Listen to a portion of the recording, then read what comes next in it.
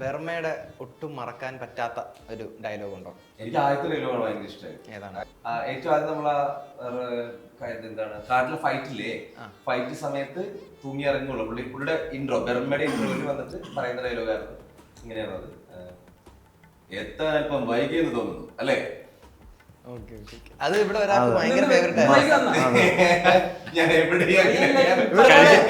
രണ്ടാമത്തോട്ട് കണ്ടപ്പോ എന്നോട് പറയാണ് ഇപ്പം മറ്റേ ഡയലോഗ് വരും എത്താൻ വൈകിയോന്ന് ചോദിച്ചു ഡയലോഗ് വരുന്നത്. എല്ലാ ഇന്റർവ്യൂവിലും നമ്മുടെ ട്രെയിലറിൽ ഉണ്ടായിരുന്നു. പിന്നെ നേരത്തെ അത് ഒരു വേറൊരു മീനിങ്ങിലാണോ സാധനം കൊടുത്തത്? അതായത് ഒരു കാന്താര 2 എത്താൻ വൈകിയോ അതുണ്ട്.